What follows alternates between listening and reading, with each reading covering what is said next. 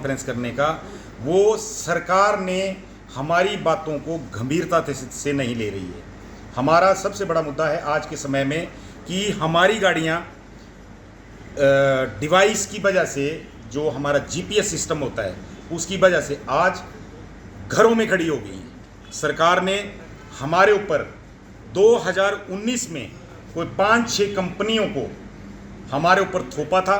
हमने सरकार के निर्णय को स्वीकार करते हुए उन डिवाइस को लगाया, लेकिन आज के समय में वो कंपनियां भाग चुकी हैं और हम सरकार के पास करीब 2.5 महीना से सरकार के पास फरियाद कर रहे हैं। और आज हमें बहुत उम्मीद थी कि सरकार की जो लास्ट कैबिनेट मीटिंग है उसमें सरकार हमारी सुध लेती, लेकिन आप भाइयों की द्वारा ये हमें पता लगा है कि सरकार ने हमारे किसी भी जो समस्या थी, कोई भी समस्या थी, चाहे 15 साल का परमिट, चाहे जीपीएस के बारे में, वो नहीं सुध ली है। लेकिन आज मैं संबोधित करते हुए सरकार की अंतिम और उनके जाने के ऊपर अंतिम कील ये होगी, 80,000 टैक्सी ऑपरेटरों की बातों को अगर सरकार गंभीरता से नहीं सोच पाई है तो 80,000 ऑपरेटरों ने, हमने मंडी के चुनाव के समय में भी चेतावनी दी थी और हमने उसको पूरा करके दिखा भी दिया था जब लोकसभा का उपचुनाव हुआ था। लेकिन आज मैं सरकार को दोबारा आगाह कर रहा हूं कि दिसंबर महीने में इसके परिणाम आप उसको स्वीकार करने के लिए तैयार बैठ जाएं। आज के बाद सरकार के साथ सीधा टकराव होगा और सीधा टैक्सी ऑपरेटर सरकार के साथ टकराएंगे, क्योंकि हमारी कोई भी समस्या के बारे में आपने कोई उचित निर्णय नहीं लिया है।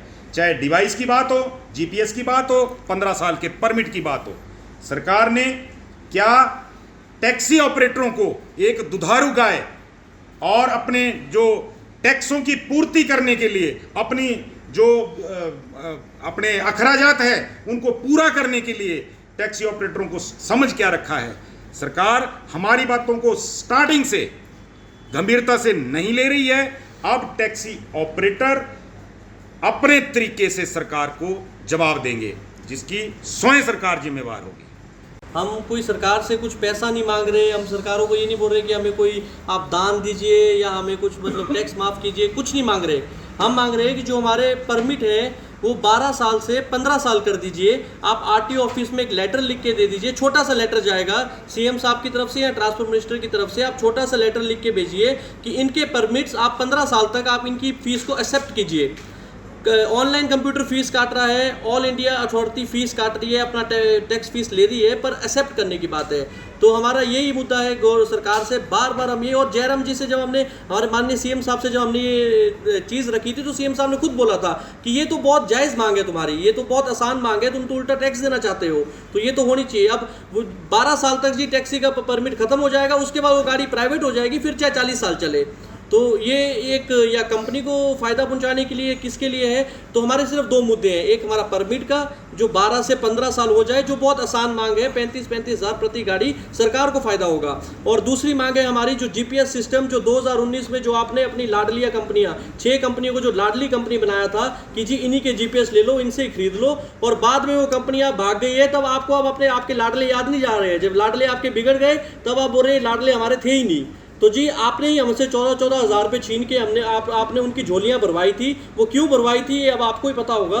तो हमारे जब अब वो 2 साल के बाद जब हमें परमिट चाहिए, हमने आउट ऑफ स्टेशन जाना है। एक कोरोना तो हमारा खुद लग गया था, दूसरा अब 3 महीनों से हमारी गाड़ियां खड़ी हो गई है। क्यों? हमारे वहाँ परमिट नहीं है, हमारे जीपीएस के डिवाइस चल नहीं रहे हैं। वो क्यों नहीं चल रहे हैं? क्योंकि वो सरकार के चेते लाडले थे और वो कोरोना में वो लाडले उड़ गए और बाद में अब सरकार को सुध नहीं ले रही है।